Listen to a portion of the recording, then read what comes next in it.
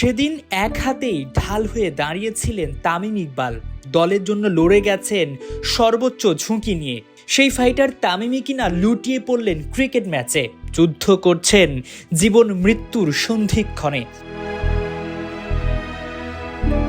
বুকের ব্যথায় লুটিয়ে পড়া তামিমকে জরুরি নেওয়া হয় হাসপাতালে। জ্ঞান হারিয়ে ফেলা খান সাহেবের এমন দুঃসংবাদে হৃদয় ফেটে যায় কোটি কোটি বাঙালির।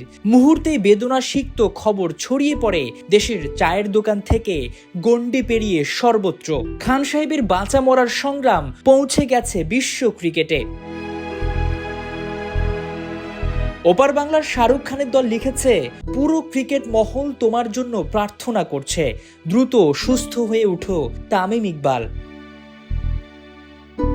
কেবল ওপার বাংলায় নয়, হৃদয় ক্ষরণের সংবাদে মন কেঁদেছে লঙ্কান লেজেন্ড লাসিথ মালিঙ্গারও। মাঠে যেভাবে লড়ে যাও তামিম, সেভাবেই তুমি ফিরে আসবে, এমন বার্তা দিয়েই পাশে থেকেছেন মালিঙ্গা। তামিমের দুঃসংবাদ ছেয়ে গেছে ভারতে খেলতে যাওয়া হামজা জামালদেরও।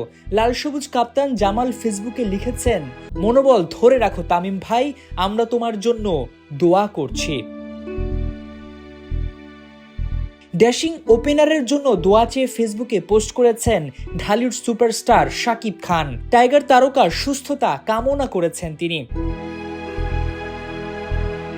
উদার, কলিজাওয়ালা কিংবা ভালো মনের মানুষ, তামিমের এই পরিচয় বহুদিনের। খান সাহেবের হার্ট অ্যাটাকে বুকের পাঁজরে চিনচিন করছে তার সতীর্থ, সিনিয়র জুনিয়র সব ক্রিকেটারদের।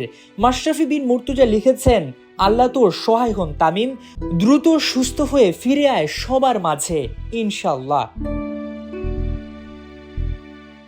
মোহামেডান অলরাউন্ডার মেহেদী হাসান মিরাজ ফাইটার তামিমকে মাঠে লড়ে যাওয়ার মতো করেই ঘুরে দাঁড়ানোর সাহস জুগিয়েছেন। তার মতো করে অনেক সতীর্থ তাসকিন শরীফুলরাও সোশ্যাল মিডিয়ায় বাংলাদেশ কিংবদন্তির জন্য দোয়া কামনা করেছেন। হাসপাতালের বেড থেকে 22 গজ সুস্থভাবে মাঠে ফিরে আসবে তামিম, এই প্রার্থনায় তার কোটি ভক্ত ও খেলা যোগ। হাসান সজীব, ৭১।